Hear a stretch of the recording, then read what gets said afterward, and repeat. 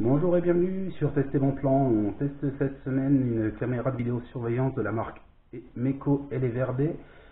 Donc c'est un modèle filaire avec alimentation par câble USB et un petit chargeur type smartphone secteur qui est fourni également. Donc c'est une caméra murale qui va venir s'installer comme ça avec là le capteur. Donc pour l'instant il est à l'intérieur, c'était j'imagine pour la protection pendant son transport. On met une antenne Wi-Fi dessus pour l'application smartphone est activée parce qu'elle est également motorisée avec un capteur Full HD 1080p. Donc on va l'installer et vous présenter tout ça bien entendu. Juste avant, donc on a un petit mode d'emploi qui est vraiment très bien fait avec foncé, plein de petits dessins pour l'installation, pour la connexion, etc. Et le nécessaire pour le montage mural, même si bon là c'est moins bien. Là, on a des chenilles très bas de gamme, bon, les vis ça va, il y a même un petit tournevis réciforme, mais bon à mon avis vous avez mieux fait de sortir le vôtre pour l'installer au mur, donc c'est ce qu'on va faire d'ailleurs, et puis on se retrouve juste après pour la suite du test.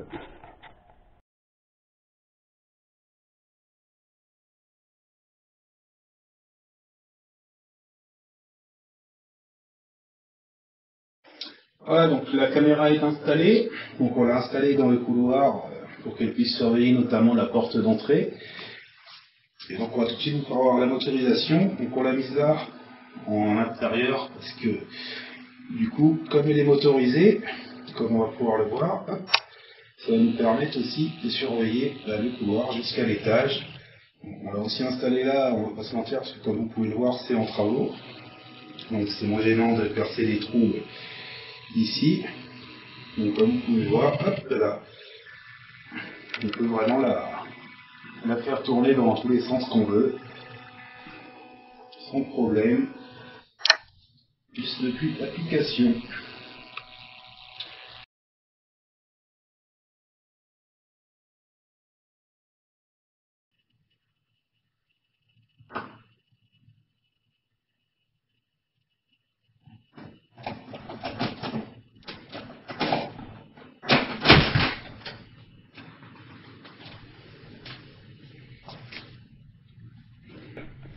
Alors, on va faire un petit tour sur l'application. Donc c'est YI IoT. Donc Meco et les VRD utilisent l'application des caméras YI. Donc vous avez la page d'accueil. Donc c'est classique avec vos objets connectés, vos caméras si vous en avez plusieurs, avec un petit menu en bas avec 4 onglets. Donc la page d'accueil, les alertes. Donc là, on va vous faire tout de suite les alertes. Voilà, ça c'est hier. Donc avec toutes les alertes qui ont été prises par la caméra, avec les jours, les actions, etc. Vous avez un onglet Cloud. Donc ça c'est si vous êtes abonné à Cloud, on en reparlera après, parce que c'est un point qui nous chiffonne un peu sur cette caméra. Donc vos enregistrements, si et vous êtes abonné au Cloud, donc là les alertes, nous les vidéos qu'on a sur les alertes, elles sont enregistrées sur la carte micro SD qu'on a mis dans l'appareil. Et un onglet Moi avec tous les paramètres. Donc ça c'est les paramètres généraux donc de vos plusieurs caméras. Vous avez par exemple un onglet Album où vous avez toutes les captures d'écran que vous avez faites pendant les visualisations en direct. Les vidéos également que vous avez enregistrées sur smartphone ou sur le cloud, selon que vous ayez l'abonnement ou pas. Et donc en dessous de chaque caméra ou objet connecté que vous avez 3 autres onglets. Donc Cloud, Alerte et Paramètres. C'est les mêmes, mais appliqués à la caméra directement, donc par appareil. Donc vous avez un bouton en off, vous pouvez modifier le nom de la caméra, un onglet Paramètres, donc les paramètres de la caméra directement.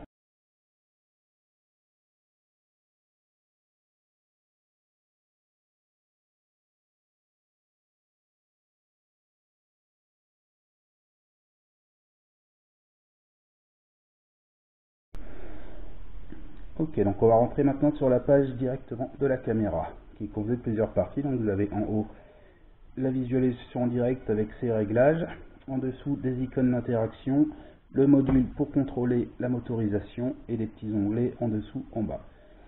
Donc commençons par les icônes. Donc vous avez le premier, c'est pour enregistrer une vidéo en direct. Voilà, elle s'enregistre donc sur la mémoire de votre téléphone. Un bouton pour parler via la caméra, via le microphone pardon, de la caméra. Un bouton là qui permet de couper le micro si vous voulez, et un petit onglet qui prend une capture d'écran en direct et qui vous l'enregistre là aussi sur la mémoire de votre caméra. Donc sur la vidéo directement, vous pouvez régler en haute ou small definition. Donc ça va être selon à droite vous avez l'état de la connectivité Wi-Fi du signal. Donc, s'il est bon, vous pouvez être en haute définition. Et si par contre la caméra capte pas super bien le Wi-Fi ou assez faiblement, à l'inverse, vous allez mettre en plus petite définition pour conserver une vidéo fluide pendant la visualisation en direct. Vous avez également à gauche un zoom, qui est quand même, je ne sais pas si vous voyez bien, mais qui est assez efficace. En haut à droite, l'accès aux réglages, include les réglages, les paramètres de la caméra, et vous pouvez passer ici en plein écran. Donc voilà, donc là vous retrouvez vos possibilités sur la droite, le zoom toujours là et à gauche, et en haut vous avez la date et l'heure.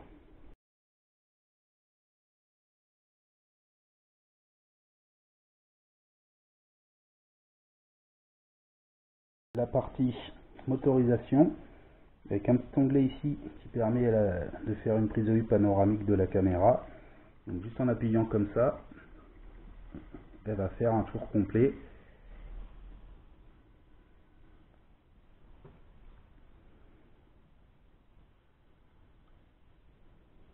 Et vous enregistrez une capture d'écran à 360 degrés.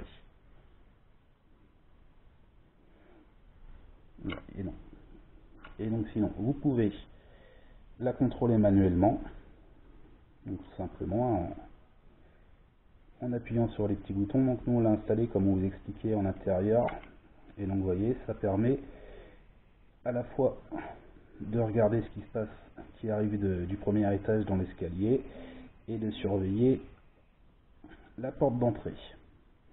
Donc comme vous pouvez voir, la motorisation est efficace, hein, ça répond bien. Vous pouvez faire ce que vous voulez en direct pour vérifier. Donc elle passe du mode vision nocturne au mode jour aussi toute seule. Donc ça c'est très bien. La qualité vidéo, bon, sur smartphone c'est bien.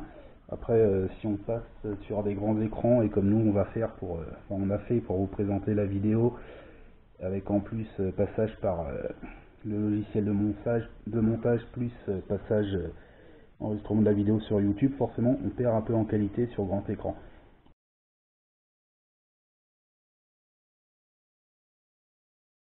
Et donc en bas on a trois petits onglets.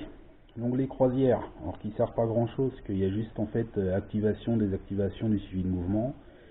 Et l'onglet message, donc où vous retrouvez tous les enregistrements qui ont été faits, les mouvements détectés, comme vous pouvez le voir, donc avec tous les mouvements détectés. Alors quand même, un élément important, c'est qu'à chaque fois qu'elle détecte un mouvement, elle enregistre une vidéo de 6 secondes sur la carte micro SD. Et si vous voulez plus de 6 secondes, c'est comme vous pouvez voir là, comme on vient de voir, et quand vous recevez une notification sur smartphone et que vous avez une vidéo de 6 secondes, ça ne vous permet pas forcément de voir ce qui s'est passé chez vous. Or, le problème, c'est que si vous voulez des vidéos de plus de 6 secondes, vous êtes obligé de vous abonner au Cloud.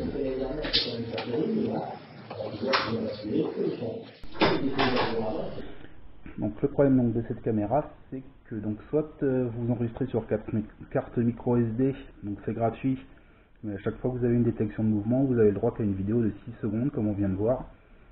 Et si vous voulez des vidéos plus importantes, plus longues, vous allez pouvoir régler à 30 secondes, 1 minute, 2 minutes, 5 minutes, il faut payer un abonnement au Cloud. Donc il commence à 10,99 € par mois pour une caméra, et qui est le minimum 19,99 € par mois pour 5 caméras.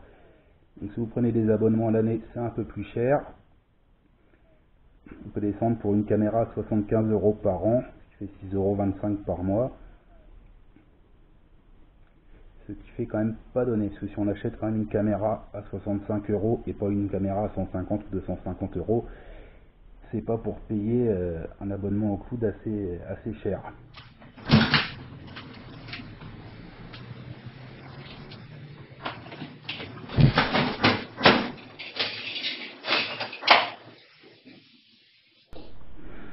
Donc pour résumer en quelques mots, donc on a une caméra pour 65 € qui est vraiment de bonne qualité, avec une motorisation efficace, qualité audio et vidéo très correcte, même si vous vous en doutez, c'est pas non plus extraordinaire, mais c'est basique mais de bonne qualité. En fait, le problème c'est pas la caméra Meco, c'est l'application YI qui elle par exemple mériterait d'être optimisée. Par exemple, vous avez là un onglet, l'onglet croisière avec juste un petit bouton suivi de mouvement activé, désactivé. Il pourrait être placé ailleurs plus facilement pour enlever un onglet. Il y a quelques exemples comme ça avec des réglages qui sont à plusieurs endroits et pas forcément bien placés, comme par exemple là aussi le 180 degrés. Ça ne sert pas à grand chose de l'avoir sur la vidéo directement. Et son principal problème, c'est ces vidéos de 6 secondes enregistrées sur carte micro SD qui vous incitent clairement à vous abonner au cloud, qui on a vu est quand même pas donné à partir d'une dizaine d'euros par mois quand même. Donc c'est un petit peu dommage parce que les autres caméras concurrentes, ma foi, elles font pas ça. Vous pouvez enregistrer sur carte micro SD à chaque détection de mouvement des vidéos de 30 secondes, 1 minute, voire même 2 minutes sans souci, sans payer d'un abonnement. Donc la caméra très bien, l'application ça mériterait d'être un petit peu mieux.